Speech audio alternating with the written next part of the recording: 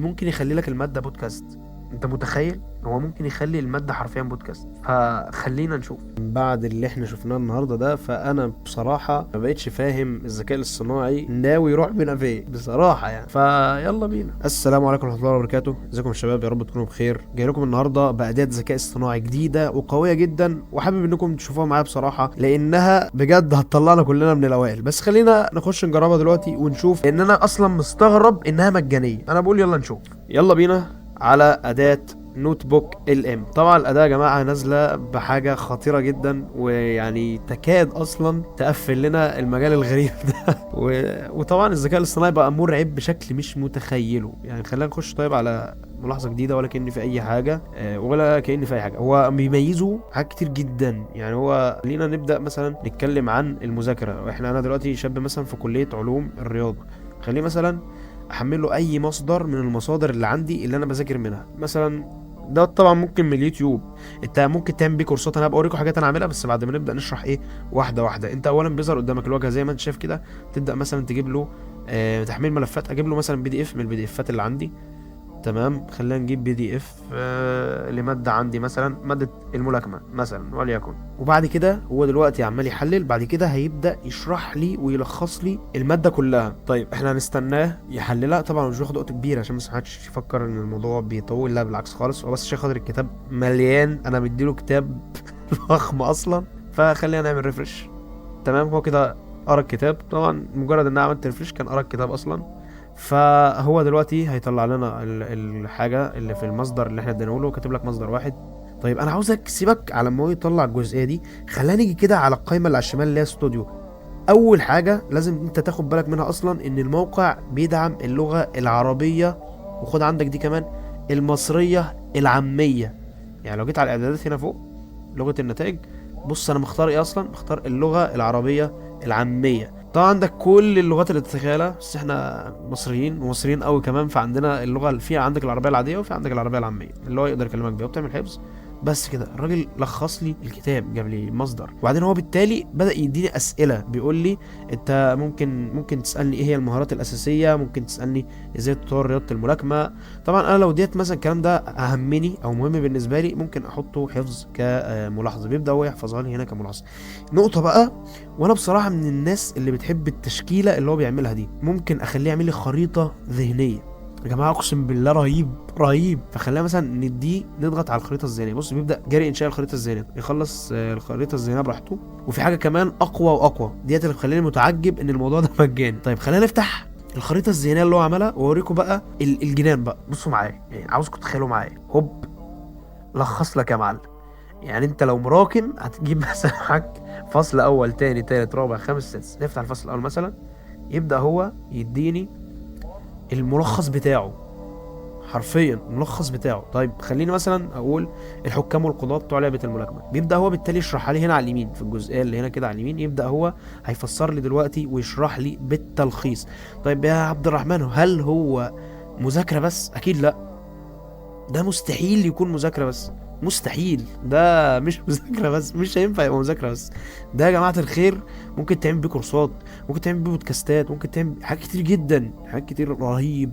فاحنا هنخليه مثلا يشرح لنا، وخلينا مثلا نبص هنا شويه على ما هو يشرح لنا الجزئيه دي.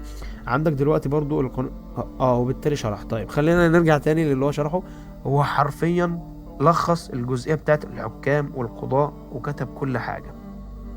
يعني بصراحة رهيب. طيب لو أنا مثلا إنسان عاوز أبان جامد وأروح أعرضه مثلا على الدكتور عندي في الكلية، ببدأ أنا أحمله. بيبدأ هو بيتحمل عندي كصورة اللي أنت شايفها. طبعا أنا مش مظبطها بصراحة. خلينا نحاول نظبط الموضوع أكتر.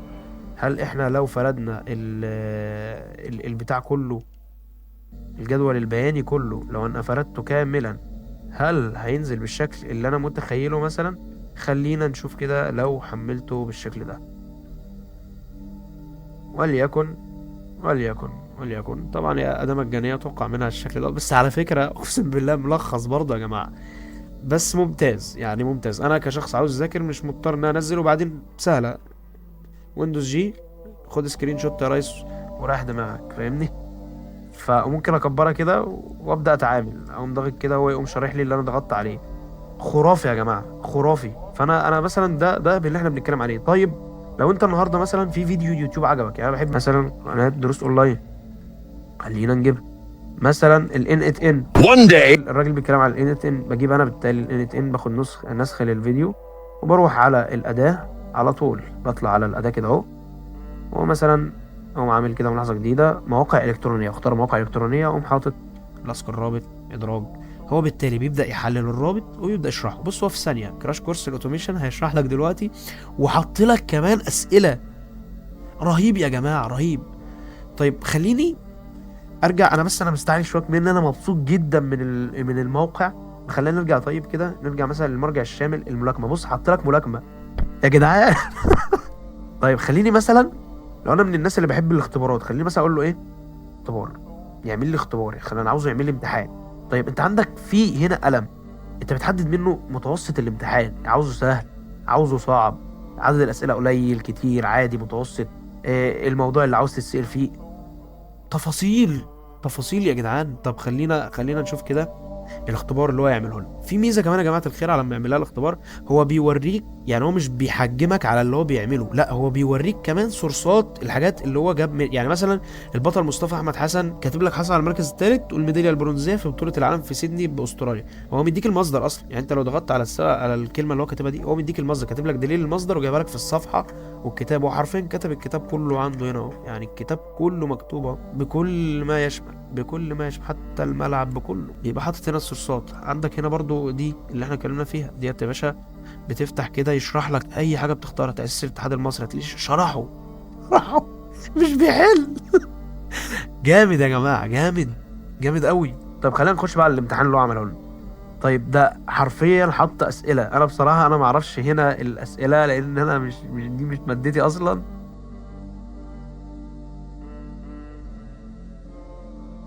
كان هيديني درجه في الاخر ولا ايه الدنيا؟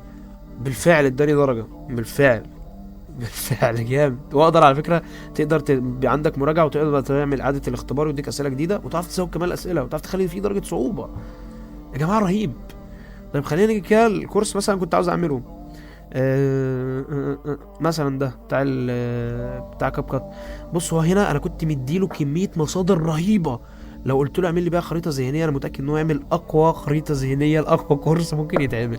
فخلينا نشوف. بص وكمان هو لو ملاحظ هو كاتب استنادا الى 18 مصدر. فخلينا كده نبدا نشوف. عندك الاساسيات حطها لي كلها، واجهه المستخدم والميديا والتايم لاين. اوف اوف يا جماعه. فهو يعني حرفيا حاجة قوية جدا جدا جدا. مش عارف احنا ازاي مش عارفين نستفيد بالحاجات اللي زي ديت، او احنا ازاي بنضيع وقت. يعني مثلا ده الكلام ده عجبني، ممكن احطه حفظ في ملاحظة، يبقى عندي هنا في ملاحظة واقدر ارجع له تاني في اي وقت يعجبني. طيب ما عجبنيش اقدر احذفه، ممكن يعملوا لي جدول بيانات ويشرح، ممكن يخلوه تقرير، ممكن يخليه مخطط بياني. طيب نيجي بقى للجزئية اللي انا مستغرب ان الموقع مش بفلوس بسببها، الا وهي آه البودكاست. يا جماعة ممكن يخلي لك المادة بودكاست، انت متخيل؟ هو ممكن يخلي المادة حرفيا بودكاست. فخلينا نشوف. طيب ورجعنا لكم تاني بعد ما عمل لنا البودكاست اللي هو المفروض بيعمله عن مادة الملاكمة يعني. فخلينا نبدأ نسمعه كده. بسم الله. النهاردة معانا مادة تحليل مش عادية خالص، كتاب جامعي عن رياضة الملاكمة من كلية التربية الرياضية بجامعة المنوفية. يعني للوهلة الأولى ممكن الموضوع يبان متخصص قوي، بس اللي اكتشفناه في المصدر ده كان مختلف تماماً. بالظبط، الموضوع طلع أعمق بكتير من مجرد اوف اوف اوف اتنين بيلبسوا قفازات وخلاص. احنا النهاردة هنبص للملاكمة يا جدعان، انتوا عارفين انتوا ممكن تعملوا ايه بالحاجات دي؟ بكلمكم بجد والله، انتوا متخيلين انتوا ممكن تعملوا ايه بالحاجات دي؟ يا نهار ده انتوا ممكن يا جدعان تبيعوا ملخصات للناس عندكم في الكلية. انتوا ممكن تعملوا بودكاست فيديوهات وتبيعوها يا جدعان شرح. انتوا متخيلين؟ كظاهرة ليها تاريخ. فلا بصراحة أنا مش عارف أقول إيه تاني بصراحة بعد اللي إحنا سمعناه دوت. يعني هم خلاص قدامهم نقاش يوصل ل 15 دقيقة بيلخص لي فيه مادة كاملة، أنتوا متخيلين؟ فأولا أنا حابب أشكركم لو حد فضل يتفرج الفيديو لغاية هنا وادعس اللايك المتين وتابعنا ومنتظرينكم إن شاء الله في الفترة الجاية في فيديوهات أجدد وأحسن. منتظرينكم والسلام عليكم.